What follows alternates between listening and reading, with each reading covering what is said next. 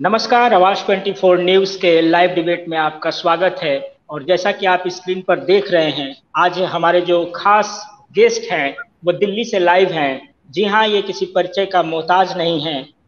ये पूर्णिया के पूर्व सांसद और वर्तमान में कांग्रेस के वरिष्ठ नेता उदय सिंह जी उर्फ पप्पू सिंह जी आज हमसे लाइव रूबरू होंगे। पप्पू सिंह जी, सबसे पहले आवाज 24 न्यूज के इस लाइव डिबेट में आपका तहे दिल से धन्यवाद करते हैं और सारी पूर्णिया की जनता की तरफ से भी आपका हम जो है धन्यवाद करते हैं। बहुत बहुत धन्यवाद आपको कि आपने ये इंटरव्यू के लिए बुलाया। बताएं। जी, सबसे पहले तो सर हम ये कहेंगे कि पूर्णिया की ही बात हम मुख्यतः आपसे करेंगे और यहाँ की जनता काफी बेसब्री से आपकी बातों को जो है सुनना चाहती है, समझना चाहती है और आने वाले भविष्य की भी कल्पना को देखते हुए कहीं ना कहीं उनके मन में जो सवाल है वो जरूर हम अपने प्लेटफॉर्म आवाज 24 न्यूज के माध्यम से सर आप तक पहुंचाएंगे।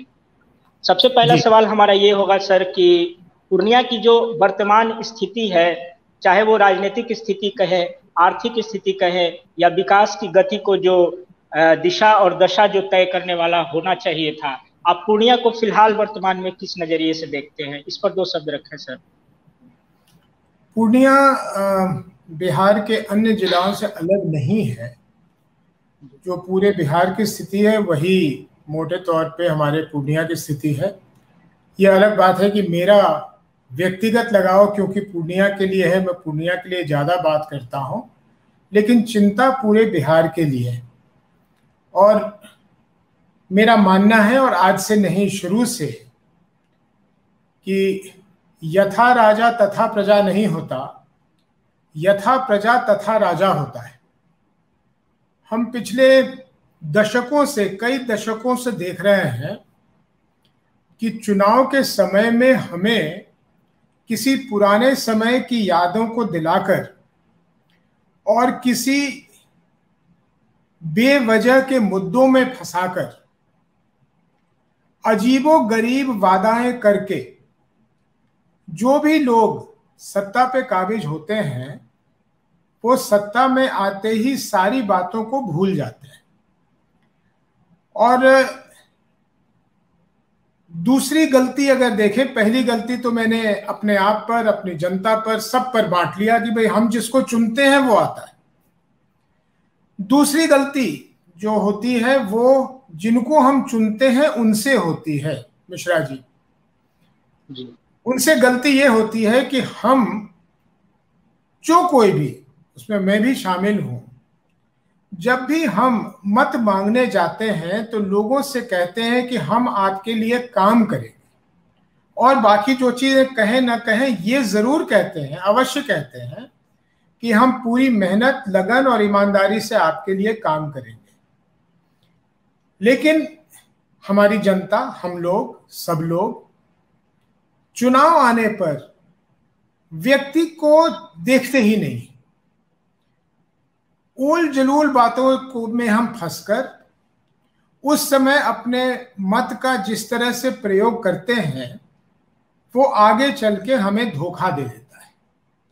और ये पूर्णिया के लिए ही नहीं, अभी इतने बड़े त्रासदी से हम गुजरे हैं, पूरा देश त्राहिमाम में है। कौन सी जगह पे, हिंदुस्तान के किस कोने से आपने सुना होगा, मिश्रा जी आप तो पत्रकार हैं और इस जगत से जुड़े हुए हैं, कहाँ के विधायक या सांसद के बारे में आपने सुना होगा कि वो जान जी लगाकर अपने क्षेत्र में काम कर रहे हैं? मुश्किल से दर्जन भर नहीं सुना होगा। इसलिए पूर्णिया को इससे अलग करके देखना मेरे समझ से ये संकीर्ण नजर होगा। पूरे देश में राजनीतिक, जी, आपका ये राजनीतिक माहौल हो सकता है, परिस्थितियां हो सकती हैं, लेकिन मुख्य रूप से मैं उस समय की बात करूंगा, उस पैंडेमिक की, जब कोरोना की दूसरी लहर में पूर्णिया की स्थिति हमने देखी। चाहे वो स्वास्थ्य विभाग की स्थिति हो, हॉस्पिटल्स की स्थिति हो, और यहाँ के मरीज इस लाचारी में जीने को मजबूर थे, जो दर दर भटक रहे थे, दवाइयों की कमी हो गई। और जो यहाँ के वर्तमान में जो राजनेता हैं, मीडिया के नजरिए से अगर देखा जाए तो मैंने नहीं देखा कि कोई भी यहाँ के विधायक, सांसद या विपक्ष के भी काफी ऐसे नेता जो कि रोड पर आकर लोगों की मदद कर रहे हैं, लोगों को क्यों यूं लाचार छोड़ दिया गया इस महामारी में? क्या आप इस पर अपने दो शब्द क्या रखना चाहेंगे कि क्या इस तरह की स्थिति पूर्णिया में आना अच्छी बात है, या भविष्य में किस तरह की कल्पना की जा सकती है अगर ऐसी महामारी आती है पूर्णिया में? पूर्णिया इसका कैसे सामना करेगा? मिश्रा जी, आपका प्रश्न बिल्कुल वाजिब है, और क्योंकि मैं भी उसी जगत का हूँ, राजनीति जगत से जुड़ा हुआ हूँ, भिन्न हूँ या नहीं हूँ वो अलग बात है, लेकिन उसी जगत से जुड़ा हुआ हूँ, तो शर्म आती है सुन के आप लोगों की टिप्पणी कि त्रासदी के समय में हम लोग आपको छोड़ देते हैं, जनता को छोड़ देते हैं, जो हमारा मुख्य काम है मुझसे पीछे हट जाते हैं। मैं कभी ये नहीं कह रहा कि कोरोना के संक्रमण की स्थिति में सभी लोग हम लोग बाहर निकल के अपने आप को भी कोरोना से संक्रमित करा लें, ये करने की आवश्यकता नहीं है। लेकिन जहां कहीं भी हो, अगर नियंत्रण रखें, नियंत्रण करें, जो हम लोगों को करना चाहिए, जो आवश्यक चीजें हैं उसको उपलब्ध करवाएं। लेकिन मिश्रा जी, जब हर जगह कमी है, रोटी कम है, खाने वाले ज्यादा है, स्वास्थ्य व्यवस्था कम है, बीमार ज्यादा है, ऐसे में तो छीना झपटी होगा ही। और यहीं पर एकमात्र इसी जगह मैं केंद्र और राज्य सरकार को दोषी मानता हूं, बाकी चीजों में मैं दोषी नहीं मानता कि वैक्सीन कम क्यों है, ज्यादा क्यों है, ये बेकार की बहस है। मैं कमी सिर्फ इन दोनों सरकारों की वहां मानता हूं कि जब हमें कोरोना ने पहली बारी दस्तक दे दिया और वो उसने अपना भयावह दृश्य दिखला दिया, तो किस अकलमंदी से हम लोगों ने ये माना, या हमारे देश चलाने वालों ने माना, या हमारे राज्य चलाने वाले लोगों ने माना कि ये वायरस अब खत्म हो गया, चला गया। ये लापरवाही जो दूसरे चरम में जो आया, दूसरा वेव जो आया, इसका मुख्य कारण ये है कि हम लोगों ने लापरवाही छोड़ दी और हम लोग सरकार के नीतियों के अनुसार चलते हैं। आप कुंभ स्नान करवाएंगे, आप इलेक्शन रैली करवाएंगे, आप इलेक्शन रैली में बड़े बड़े नेता बिना मास्क के घूमेंगे, बड़ी भारी भीड़ की प्रशंसा करेंगे, तो कैसे गांव में एक साधारण व्यक्ति कहेगा कि नहीं मुझे मास्क लगाना चाहिए? नहीं लगाएगा। बिल्कुल सर, मैं आपके बात से जी, मैं आपके बात से वाकिफ हूँ सर, लेकिन राजनीतिक जो माहौल रहा है इस बीच में, और क्या राजनेताओं को सिर्फ पक्ष और विपक्ष के बीच बट करके एक दूसरे पर आरोप प्रत्यारोप लगाना ही काम है? क्योंकि जनता की तो जान जा रही है, लाखों लोगों की जान गई है इस पेंडेमिक में। फिलहाल हम देश की तो बात अलग है, लेकिन अगर पूर्णिया की ही बात करें तो सर, आप भी लगातार 2 बार यहाँ के सांसद रह चुके हैं, वर्तमान में आप विपक्ष में हैं, लेकिन जो तरक्की पूर्णिया की स्वास्थ्य विभाग के मद्देनजर होनी चाहिए थी, सदर अस्पताल की बात करें तो ऑक्सीजन की अचानक कमी हो जाना, अमूमन प्राइवेट अस्पतालों में भी ऑक्सीजन की कमी रही, किसी ऐसे बड़े प्लांट का पूर्णिया में नहीं होना कि वो अपने आप पर आत्मनिर्भर हो सके। आने वाले भविष्य में आप सर अपने हिसाब से क्या कल्पना करते हैं कि पूर्णिया इस तरह के महामारी से लड़ पाएगा? ऑक्सीजन के प्लांट हो गए, यहाँ पर हॉस्पिटल्स को और किस तरह से हाईटेक बनाया जाए, कैसे इस तरह से पेंडेमिक में बचाने के लिए बेड्स को बढ़ाया जाए, यहाँ के सिविल सर्जन हो, यहाँ के सांसद हो, या यहाँ के विधायक हो, और खुद आपका सर, चूंकि आप पूर्णिया के रहने वाले हैं, यहाँ से सांसद हैं, आपकी भी जिम्मेदारी इसमें बनती है कि मजबूती से इन चीजों को रखा जाए और इन चीजों को जो भी गलतियां हैं उसे सुधार किया जाए। बिल्कुल मिश्रा जी, मैं सहमत हूं, और पूर्णिया की स्थिति और भी खराब होती, लेकिन कहना नहीं चाहिए, बिना नाम लिए कहूंगा।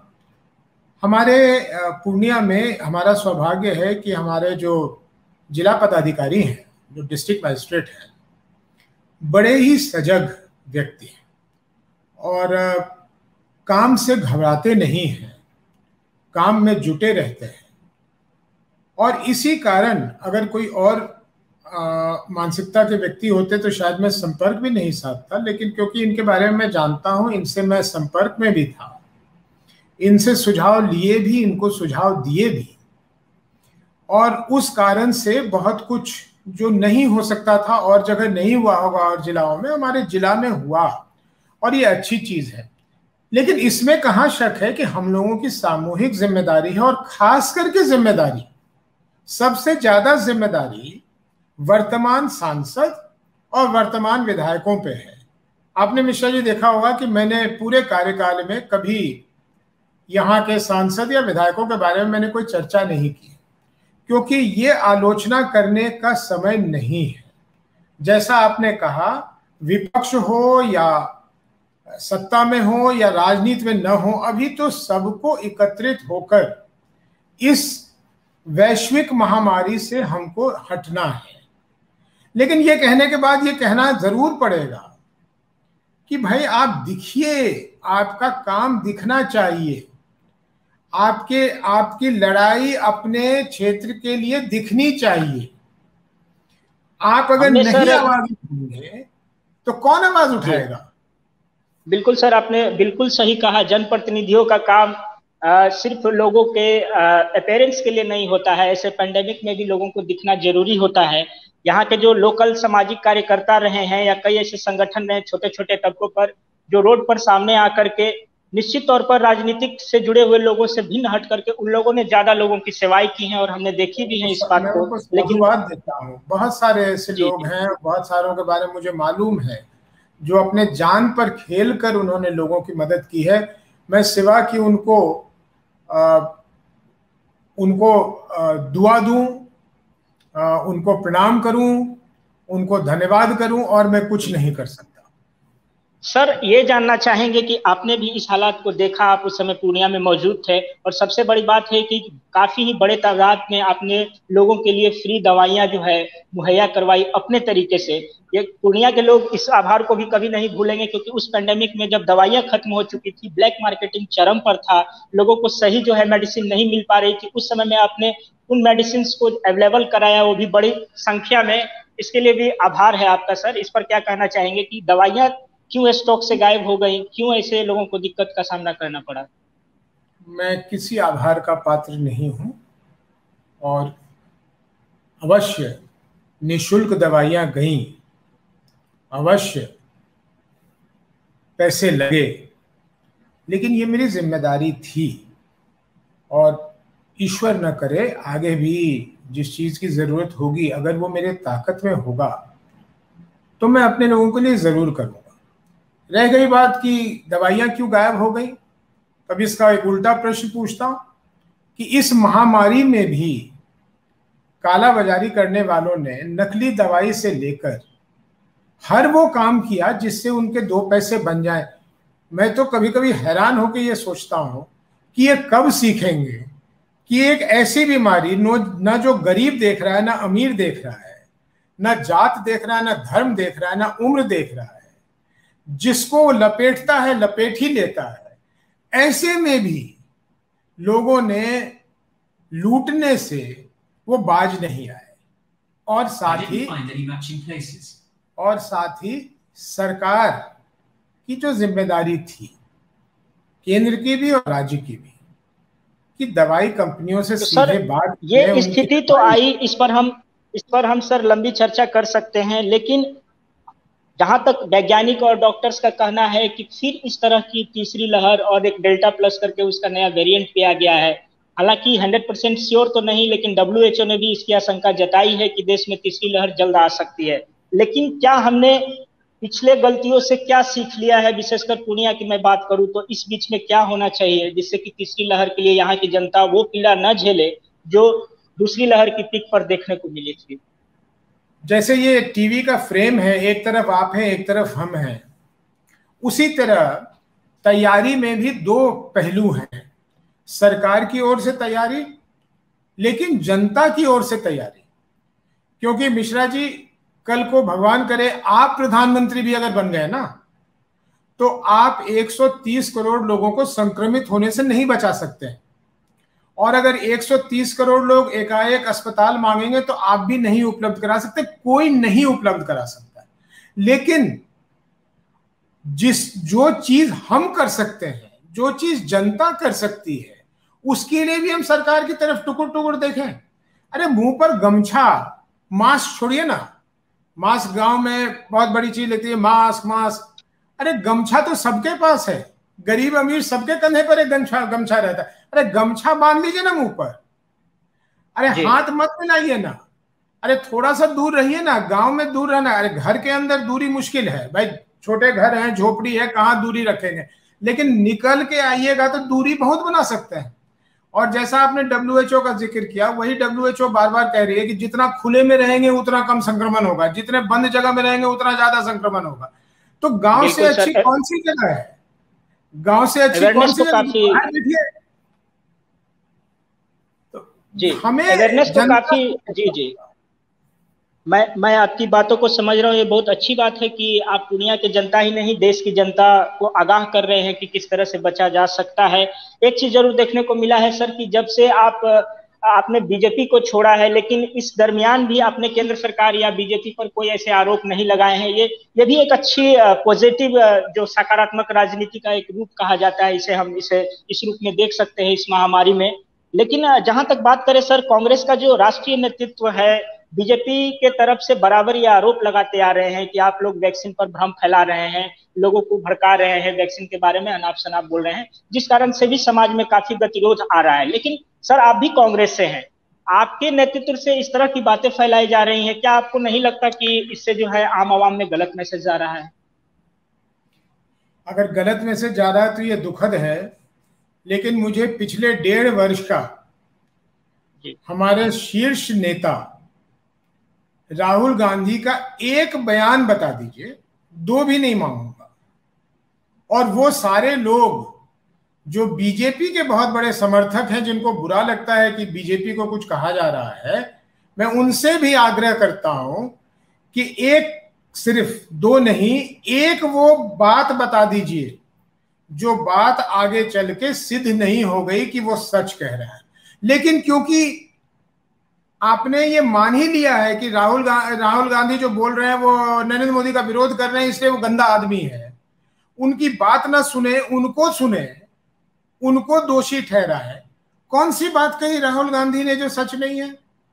चाहे वो भूखमरी के बारे में कहे हो, चाहे वो मजदूरों के बारे में कहे हो, चाहे वो अर्थव्यवस्था के बारे में कहे हो, अस्पताल के बारे में कहे हो, वैक्सीन के बारे में कहे, किस बात पर बीजेपी और बीजेपी के समर्थक और बीजेपी की आईटी सेल भड़कती है? मैं माथा पकड़ लेता हूं कि भाई उस व्यक्ति को छोड़ दो, उसके ऊपर एक चेहरा ढक दो। तुमको नहीं पसंद है चेहरा, मत देखो ना, उसकी वाणी तो सुन लो। तुम वही करते हो जो वो फिर कहते हैं, तुमको करना पड़ता है, कोई रास्ता ही नहीं है उसका। इन्होंने कहा हम बाहर से नहीं। एक मिनट, मुझे 1 मिनट खत्म कर लेने दीजिए। नरेंद्र मोदी जी झूठ बोलते हैं, ये तो बड़ी गंदी बात है। उन्होंने बार बार आकर राष्ट्र को संबोधित करते हुए कहा कि हजारों करोड़ रुपए दिए उन्होंने वैक्सीन बनाने के लिए और उसका निर्माण करने के लिए। 1 रुपया नहीं दिया किसी कंपनी को, 1 रुपया।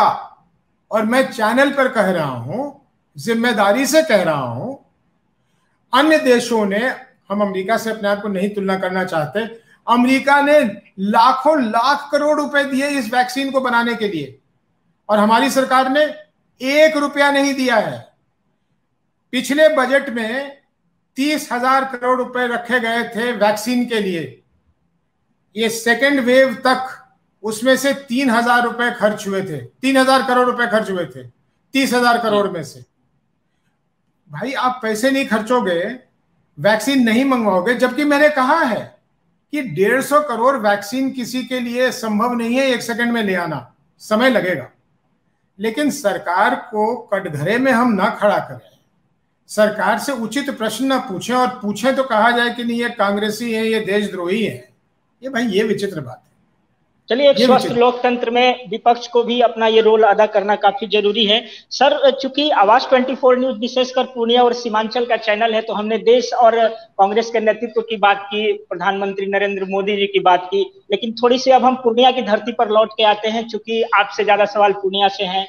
पूर्णिया के लोग जानना चाह रहे हैं कि सर की काफी ऐसी परियोजनाएं हैं जो अभी भी अधूरी हैं, कम शब्दों में बताएं कि उसके लिए आपके क्या विचार हैं। दूसरे, किसानों के भी कुछ सवाल हैं, किसानों से जो क्षति जो हो रही है, अनाज, बड़े बड़े जो आपदाओं में अभी किसान देख रहे हैं, मक्का किसान हो या धान किसान हो, उनके मुआवजे की भी बात उठ रही है, उन्हें उचित मुआवजा भी नहीं मिल पा रहा है और अपने अनाज के लिए जो है उनको उचित मूल्य भी नहीं मिल पा रहा है। इन सवालों का सर थोड़ा सा संक्षेप में जवाब देंगे आप? पहले किसान के बारे में कह देते हैं कि मुआवजा शब्द अपने किसानों के लिए सुनने में मुझे अच्छा नहीं लगता है। वो लोग हमारे अन्नदाता हैं, वो मेहनत करते हैं, पसीना बहाते हैं, अनाज पैदा करते हैं, हम खाते हैं और अपने घरों में बैठते हैं। आप जिसकी चर्चा कर रहे हैं मक्के की या किसी चीज की, अगर पूर्णिया के किसानों को, हम पूर्णिया की बात कर लेते हैं, पूर्णिया के किसानों को न्यूनतम समर्थन मूल्य पे सच मायने में उनसे खरीद लिया जाए तो मैं तो उनकी तरफ से उनकी नुमाइंदगी करके कहूंगा सरकार को कि मुझे मुआवजा नहीं चाहिए भाई, मैंने मेहनत की है, मेरे मेहनत के पैसे दे दो। कागज पे तो आपने न्यूनतम समर्थन मूल्य दे दिया।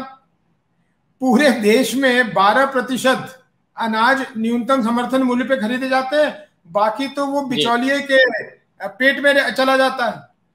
तो ऐसे में व्यवस्था को सुधारने की आवश्यकता है। और सांसद जी से मैं किसानों का जो आंदोलन चल रहा है दिल्ली में, सभी लोग जान रहे हैं। बिहार के किसान हालांकि उसमें काफी कम मात्रा में सम्मिलित हैं, कुछ हद तक हो भी सकते हैं, लेकिन क्या आपके नजरिए में किसानों की मांग उचित है? 16 आने, बल्कि 16.5 आने उचित है। बिल्कुल सर, हम जानना चाहेंगे, पूर्णिया की बात पर आते हैं। काफी दिनों से ये ट्रेंड चला हुआ है, लोगों की मांग हो रही है कि पूर्णिया को उप राजधानी का दर्जा दिया जाए। आप भले ही पक्ष में हो, विपक्ष में हो, लेकिन यहाँ की जनता जरूर एक निगाह रखती है कि उदय सिंह और पप्पू सिंह क्या सोचते हैं, और उनका आपका राय भी काफी मायने रखता है अभी भी यहाँ के पब्लिक में।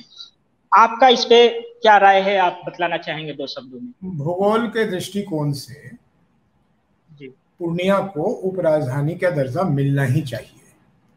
और ये कहानी सिलसिला तो बहुत पहले शुरू हो गया था। पूर्णिया तो डिवीजन भी नहीं था, पूर्णिया डिस्ट्रिक्ट था। और मेरी माँ जब सांसद थी तो वो लड़ती रहीं, और उनके निधन के बाद डॉक्टर जगन्नाथ मिश्रा यहाँ मुख्यमंत्री थे, वो मुझे अपने साथ, मुझे याद है, पूर्णिया लेकर आए और रंगभूमि मैदान से उन्होंने ऐलान किया कि स्वर्गीय माधुरी सिंह जी चाहती थी कि ये डिवीजन बने, और पूर्णिया को मैं आज डिवीजन बना रहा हूं, तो पूर्णिया को डिवीजन का दर्जा मिला। बहुत समय बीत गया, 40 साल बीत गए, 35 साल बीत गए, चीजें बढ़ गई, मुश्किलें भी बढ़ गई और संभावनाएं भी बढ़ गई। इसलिए पूर्णिया को उप राजधानी का दर्जा, और मैं ये नहीं कह रहा सिर्फ पूर्णिया को मिले, भाई और किसी को देना दे दो, मैं किसी और के लिए थोड़ी कह रहा हूं कि मत दो, लेकिन पूर्णिया, आपके नजर से पूर्णिया की योग्यता तो लगभग इस चीज के लिए बैठ रही है कि उपराजधानी का दर्जा मिल जाना चाहिए पूर्णिया?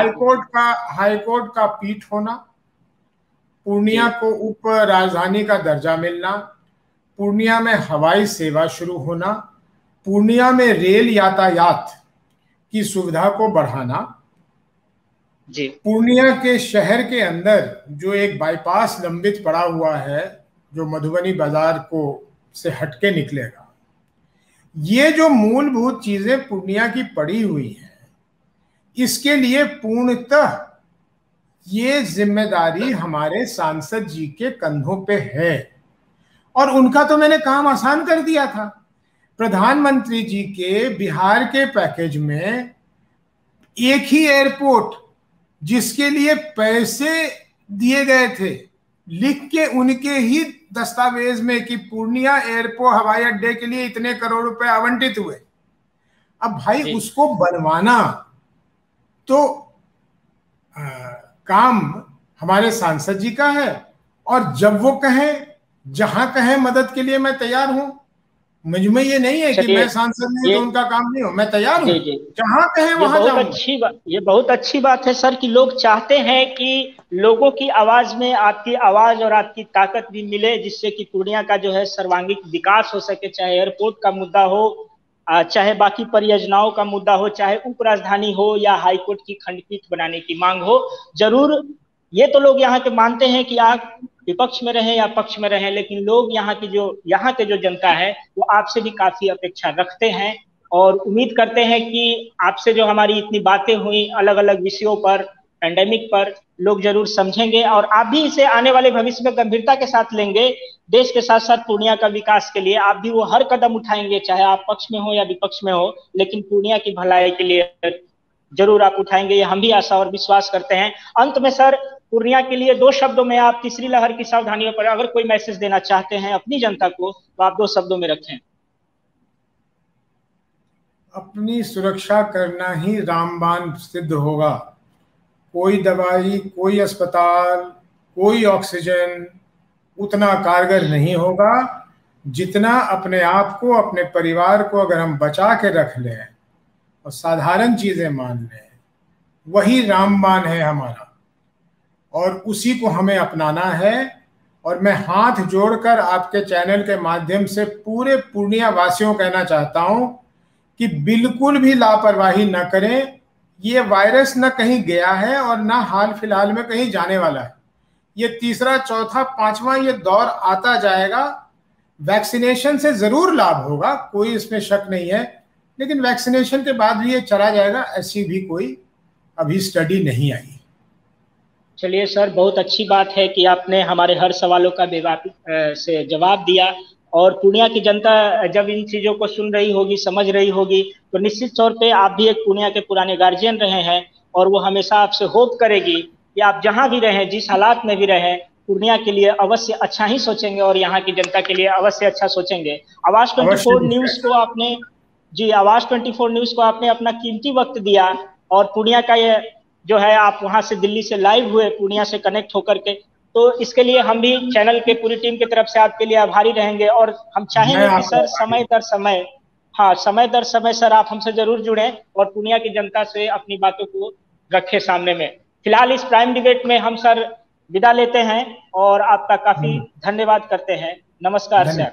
नमस्कार। तो आप देख रहे थे प्राइम डिबेट लाइव और उदय सिंह जी और पप्पू सिंह जी हमारे साथ मौजूद थे और उन्होंने हर सवालों का जवाब दिया। आपने भी सुना और हम भी ये उम्मीद करते हैं कि पूर्णिया का जो सर्वांगीण विकास होना चाहिए, उसमें पक्ष हो या विपक्ष, दोनों का बराबर की जो है भागीदारी होनी चाहिए। और उदय सिंह जी से भी हम कुछ यूं ही आशा और उन पर भरोसा करते हैं। फिलहाल मुझे दीजिए इजाजत। मैं ओम प्रकाश मिश्रा, नमस्कार।